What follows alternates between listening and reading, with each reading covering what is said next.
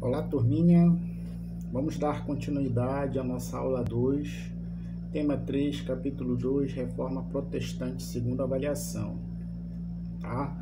Aula passada nós vimos a Reforma Protestante, suas características, a origem da Reforma Protestante, e hoje nós vamos dar continuidade aqui, olha, a Reforma de Lutero, tá?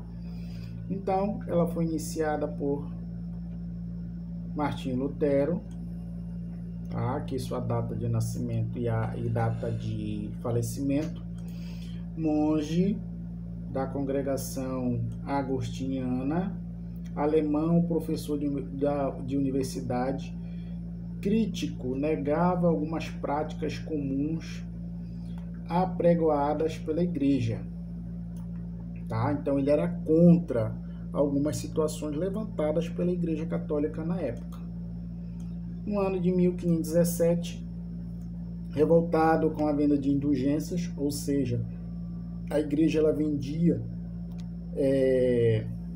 um lugar no céu, objetos sagrados e assim por diante. Essas práticas foram revoltando Martinho Lutero.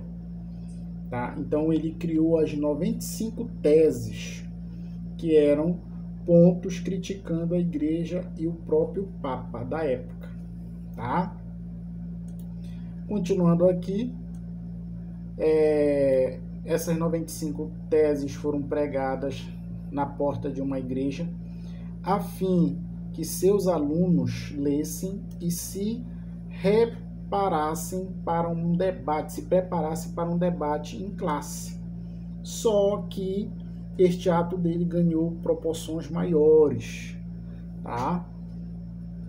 Então, alguns de seus alunos, que foi que fizeram? Imprimiram algumas cópias dessas 25 teses e distribuíram à população da época. E isso gerou um enorme, vamos dizer assim, rebuliço, tá? Que chamou a atenção do Papa Leão X da época, tá? Então, através de uma bula, que é um documento, ele condenou Lutero e exigiu que ele se retratasse, tá? E Lutero não se retratou, continuou a pregar a sua posição contra a Igreja Católica. Já no ano de 1521, o imperador Carlos V convoca uma assembleia chamada Dieta de Worms, na qual o monge foi considerado herege, ou seja, ele era contra os preceitos da igreja. Tá? Então ele se refugiou no castelo de Wartburg, e ali ele se dedicou à tradução da Bíblia, do latim para o alemão. Outro ponto que era bastante criticado por Lutero. Ele era contra a questão de ter uma Bíblia somente em latim. Então, o que foi que ele fez? Ele traduziu a Bíblia do latim para o alemão, que era a sua terra natal, onde ele pregava essas críticas à Igreja Católica. Tá? Então, continuando, já em 1930, a Confissão de Augsburgo, discípulo de Lutero, fundamentou a doutrina luterana. Então aqui já temos por ver aqui que outros nomes começam a surgir, pregando a mesma posição de Lutero contra algumas situações levantadas pela Igreja Católica. Tá? Então aqui, este acordo determinava o princípio de que cada governante dentro do Sacro Império poderia escolher sua religião e de seus súditos, tá? E assim por diante. Então a gente já vê aqui alguns resultados da Reforma Protestante, tá? Então aqui, ó, em cada região o luteranismo assumiu características diferentes. No Sacro Império, teve a liderança de Martim Lutero. Na França e na Holanda, os princípios de Lutero foram ampliados por Calvino. Na Inglaterra, conflitos entre o rei e a igreja deram origem ao anglicanismo. Então, começaram a surgir novas, vamos se dizer novas religiões, religiões cristãs, mas com outras linhas de pensamento, totalmente contrário à Igreja Católica da época. Aqui, olha, o calvinismo, tá? Então, nós temos aqui Muro dos Reformadores, em Genebra, Suíça, né? Nós temos aqui algumas situações. A revolta e os ideais de Lutero se espalharam pelo continente europeu. Suas ideias foram formuladas por alguns de seus seguidores. Então aqui nós já estamos vendo alguns seguidores. Aqui João Calvino, né? Pertencente à burguesia, influenciado pelo humanismo, assunto lá atrás nosso, e pelas teses luteranas. Calvino converteu-se em ardente defensor das novas ideias. Escreveu a instituição da religião cristã, que veio a ser catecismo dos calvinos. Perseguido, refugiou-se em Genebra, na Suíça, onde a reforma havia sido adotada. Dinamizou o movimento reformista através de novos princípios, novas ideias, novas regras, completando e ampliando a doutrina luterana. Então aqui já está surtindo efeito, né, as 95 teses de Lutero.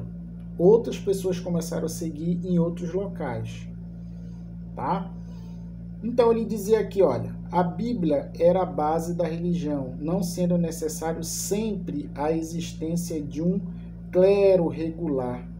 Para Calvino, a salvação não dependia dos fiéis, e sim de Deus, que escolhe as pessoas que deverão ser salvas. Esta era a doutrina de Calvino, deixando bem claro, tá bom? E assim por diante. Aí nós temos aqui, para finalizar, o calvinismo, né?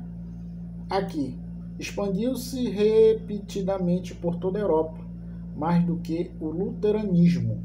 Atingiu os Países Baixos e a Dinamarca, além de Escócia, cujos seguidores foram chamados de presbiterianos. Na França, huguenotes, e na Inglaterra, puritanos, tá bom? Nós temos aqui a Contra-Reforma. O que foi a Contra-Reforma? Vamos ver? Movimento que surgiu na Europa, tá? Em consequência da expansão do protestantismo, ou seja, os protestantes que protestavam contra a Igreja Católica. Em 1534 foi fundada por Inácio de Loyola, ex-soldado espanhol da religião basca, uma ordem religiosa denominada Companhia de Jesus, que são os jesuítas, tá? Ok? Então aqui, ó, organizada em um modelo militar, companhia formada por seus membros, os jesuítas, soldados de Cristo, né? Estes gozavam da confiança do Papa e buscavam combater o protestantismo por meio de ensino e expansão da fé católica, tá? E aqui, já no ano de 1545 e 1563, nós temos aqui o Concílio de Trento, tá? Representantes da Igreja de toda a Europa, né? Estavam presentes membros da Igreja Luterana e da Ortodoxa. Deste concílio surgiu uma igreja reformada. Foi criado ainda o Index, lista de livros proibidos pela igreja, incluindo livros científicos de Galileu, Giordano Bruno, entre outros.